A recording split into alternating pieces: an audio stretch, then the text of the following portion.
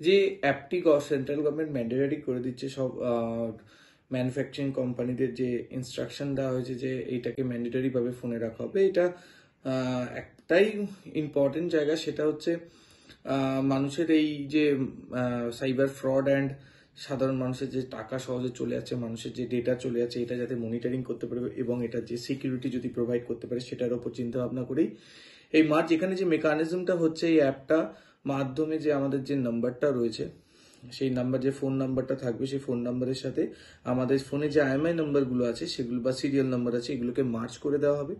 এবং যার ফলে এই যে ফ্রড যারা করছে তারা যে প্রতিদিন নতুন নতুন সিম ব্যবহার করে ইউজ করা, ফেক সিম ব্যবহার করে ইউজ করা, সেটা কন্ট্রোল করা সম্ভব হবে।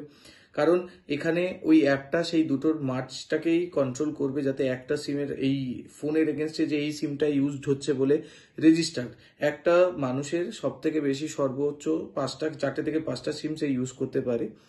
তো সেই অবধি এখনো পারমিশন চাই, যাতে সেটা তার বেশি না হয়ে যায়, বা একটা মানুষের রেজিস্টার্ড ফোনের এগেনস্ট যদি বাজে অনেক সিম যাতে না ইউজড হয় এবং এই ধরনের ফ্রড যাতে কমে। তার থেকেও বড় কথা হচ্ছে এই যে বিভিন্ন যে নাম্বার থেকে যে ফ্রড আসছে, ফ্রড কল আসছে, বা বিভিন্নভাবে মানুষকে যে প্রতারণা করছে, সেটা মানিটারি হতে পারে বা ব্ল্যাকমেল হতে পারে, এইগুলোর যে নাম্বারগুলো রয়েছে এই অ্যাপের মাধ্যমে আইডেন্টিফাই করে দেবে যে এটা ফেক নাম্বার। এই নাম্বারে সাপোজ দেখা গেল একটা নাম্বার দিয়ে তারা 100 জনকে টার্গেট করতে, যদি প্রথম নাম্বারটাই ফ্রড হিসাবে আইডেন্টিফাই করে দিতে পারে এই অ্যাপটা, তাহলে বাকি 100 জনের কাছে নাম্বার গেলে কিন্তু তারা নোটিফিকেশন পাবে যে এই অ্যাপের মাধ্যমে যেই নাম্বার থেকে কলটি এসছে সেই নাম্বারটির এগেনস্টে অলরেডি কমপ্লেন লঞ্চ হয়ে গেছে। সুতরাং এইগুলোই সিকিউরিটি প্রোভাইড করবে, যাতে সাধারণ মানুষ যারা একদমই কিছু বোঝেন না তারাও এটুকু বুঝতে পারেন এবং তারা যাতে এই ধরনের বিপদের সামনে না পড়ে, সেটার জন্যই পরিকল্পনা। তাছাড়াও আর একটা বড় কারণ হচ্ছে এই যে ফোনের অ্যাক্সেস, একদিকে যেমন এটা সিকিউরিটি প্রোভাইড করবে, তেমনি কিন্তু গভর্নমেন্টের কাছে ফোনের অ্যাক্সেসও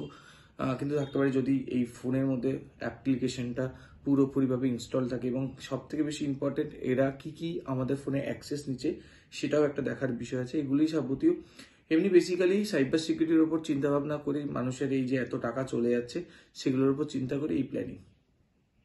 আরো ভালো ভালো খবর দেখতে সাবস্ক্রাইব করুন বাংলা হান্টের ইউটিউব চ্যানেল। বাংলা হান্টের আরো খবর দেখতে নজর রাখুন। বাংলা খবর মানেই বাংলা হান্ট।